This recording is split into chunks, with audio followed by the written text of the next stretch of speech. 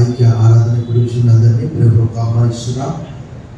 Greet you all in the name of our Lord and saviour Jesus Christ. ప్రభువు రక్షకుడైన యేసుక్రీస్తు వారి శక్తిగల నామములో మీ అందరికీ శుభములు సమాధానం కలుగును గాక. ప్రభునందు మిక్కిలి ప్రియులారా, మీ అందరి క్షేమం తలస్తూ మీ అందరి కొరకు ప్రార్థిస్తున్నాం.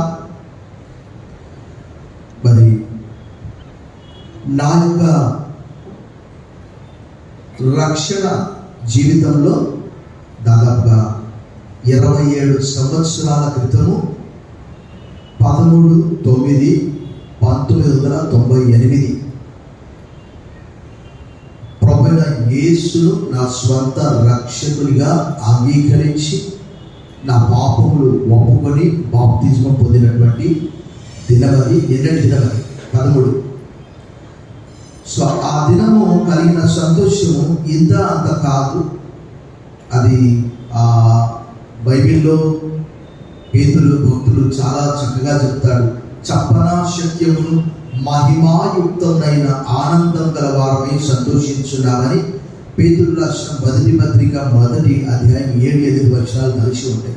ఆంగ్లంలో అయితే it is an undescribable joy అనే మాట రాయబడింది. Unexpressible joy. So we cannot express our joy that how much you have. నీకు ఎంత సంతోషం ఉన్నదంటే పాలను నీళ్లను బరువును అన్నింటినీ తూకం చేయగలరు, కానీ సంతోషాన్ని తూకం చేయగలరు. అప్పుడు నేను బాప్తిజం తీసుకొని గ్రామంలోనికి ఎంటర్ అయ్యే సమయంలో ఒక వ్యక్తి నాయ బ్రాహ్మణుడు అతను అడిగాడు, ఏమయ్యా నువ్వు అజనేట్ సొమ్ముది యేసులో పాట పాడుతున్నావు, ఎలా నువ్వు ప్రభువైన యేసు నీ స్వంత రక్షకుడిగా అంగీకరిస్తావు అని. వెంటనే నేను స్వతహాగా మొక్కోపి ఆ మాట అనగానే నాకు చాలా నొచ్చుకున్నది. కానీ అప్పటి వరకే వాక్యం చదవడం ఆరంభించాను కాబట్టి ప్రభు యొక్క మాటలతో మత్తయి సువార్త 5వ అధ్యాయము 10, 11, 12 వచనాలు, నా నిమిత్తము జనులు మేము నిందించి హింసించి మీ మీద అబద్ధంగా చెడ్డమాటల పలుకున్నప్పుడు మీరు ధన్యులు, సంతోషించి ఆనందించి పరలోకమందు మీ ఫలము అధికమగును. అలాగే లూకా 6:22లోని మాట కూడా, మనుష్య కుమారుని నిమిత్తం మనుషులు మేము నిందించి వెలివేసి మీ పేరు చెడ్డదని కొట్టిపోయినప్పుడు మీరు ధన్యులు, ఆ దినమందు సంతోషించి గంతులు వేయడనే మాట రాయాలి. సో అలా మరి నేను ఒక్కరిని రక్షించబడడం, నూతన నిబంధన గ్రంథం చక్కగా చదివి తర్వాత బైబిల్ ఇన్స్టిట్యూట్కి వెళ్ళడము, అక్కడ కుటుంబం అంతని కొరకు ప్రార్థన చేయడం 1 సంవత్సరం. సో నేను రక్షించబడిన తర్వాత 2 సంవత్సరాలకు నా భార్య పాస్టరమ్మ గారు కూడా రక్షించబడడం. అక్కడ ప్రతి బుధవారం ప్రేయర్ డే ఉంటే అందులో కూడా ప్రేయర్ చేయడం.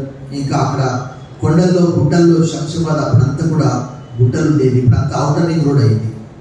I was in Shamshabad for 7 years. అదంతా క్యాంపస్ పక్క నుంచి ఔటర్ రింగ్ రోడ్ పోతూ ఉంది. సో ప్రభు నా ప్రార్థన విని, అనేకుల ప్రార్థన విని మరి నా కుటుంబం అందరినీ మొట్టమొదటిగా ఒప్పుకోలేదు, కానీ విగ్రహాల గురించి చెప్పినప్పుడు తర్వాత మరి పాస్టర్ల గారు కూడా విగ్రహాలు మట్టివి, అవి నోటితో మాట్లాడలేవు, చేతులతో కాళ్ళతో నడవలేవు, తడవలేవు అని చెప్పినప్పుడు తను కూడా గ్రహించి ప్రభువైన యేసు తన స్వంత రక్షకునిగా అంగీకరించింది. ఆ సమయంలో పిల్లలు కూడా చాలా చిన్నగా ఉన్నారు. వారందరినీ కూడా తీసుకొని బైబిల్ ఇన్స్టిట్యూట్కి వెళ్ళాను.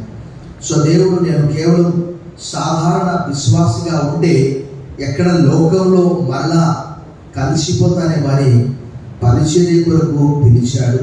మరి నిన్నటికి దాదాపుగా నా విశ్వాస ప్రయాణము, పరిచర్య అవన్నీ కూడా దాదాపుగా 27 సంవత్సరాల జీవితము.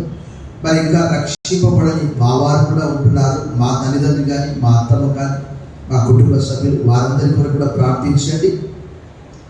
నన్ను రక్షించిన ప్రభువుకు మరి నేను ఎంతగానో రుణస్తులను. ప్రతి ఒక్కరికి కూడా ఈ సువార్తను అందించాలని, వారి విగ్రహాలు వారిని రక్షించలేవని, కేవలం ప్రభువైన యేసుక్రీస్తు మాత్రమే వారిని రక్షిస్తాడని వారికి అనుదినం కూడా మేము తెలియజేస్తున్నాం.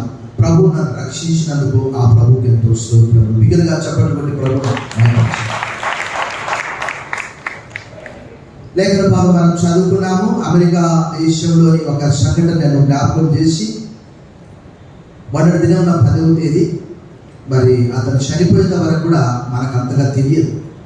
చార్లీ కిర్క్ అనే ఆ వ్యక్తి ఇప్పుడు ప్రపంచమంతా కూడా ఆయన గురించి మాట్లాడుతూ ఉన్నారు. అతి భిన్న వయసులో మరి అమెరికా దేశంలో యువత దారి తప్పిపోతూ ఉన్నది మనందరికీ తెలుసు. అమెరికా జనాభా ఎంత 36 కోట్లు. మన